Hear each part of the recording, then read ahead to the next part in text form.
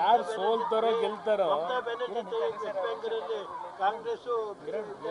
ಇರೋಣ ಇಲ್ಲಿ. ಈಗ ನಾವೇನೋ ವಿಲೀನ ಆಗ್ತಿದ್ದೀವಿ ಅಂತ ಹೇಳ್ತಾ ಇದ್ದೀರಲ್ಲಪ್ಪ, ನೀವೇನು ಮಾಡ್ತಾ ಇದ್ದೀರಿ?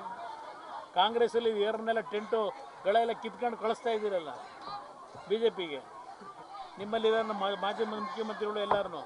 ಇನ್ನೊಂದು ಹೇಳ್ತೀನಿ, ಸಿದ್ದರಾಮಯ್ಯ ಅವರೇ, ನಿಮ್ಮ ಶಿವಕುಮಾರ್ ಇಬ್ಬರಿಗೂ ಹೇಳ್ತೀನಿ, ಅಯ್ಯೋ ದೇವೇಗೌಡರು ಹೇಳ್ತಾ ಇದ್ದಾರೆ ಕುಮಾರಸ್ವಾಮಿನ ನಾನೇ ಹೋಗು ಅಂತ ಹೇಳಿದ್ದೀನಿ ಅಂತ ಹೇಳೋರಂತ ನೆನ್ನೆ ಇಲ್ಲೇನೋ ನಿಮ್ಮ ಮುಂದೆ ಹೇಳೋರಲ್ವಾ? ಯಾತಕ್ಕೆ ಹೋಗೋಕ್ಕೆ ಕೇಳಿದ್ರು ನಮಗೆ ದೇವೇಗೌಡರು?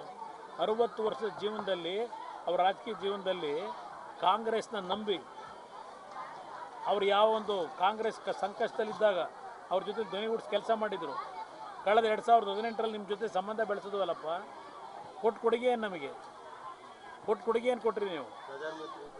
ಪ್ರಧಾನಮಂತ್ರಿಗಳು ಮುಂದಿನ 3 ವರ್ಷ ನೀನೇ ಮುಖ್ಯಮಂತ್ರಿ ಇರ್ತೀಯ, ರಾಜೀನಾಮೆ ಕೊಟ್ಟು ಬಾ ಅಂತ ಕರೆದ್ರು ನನಗೆ.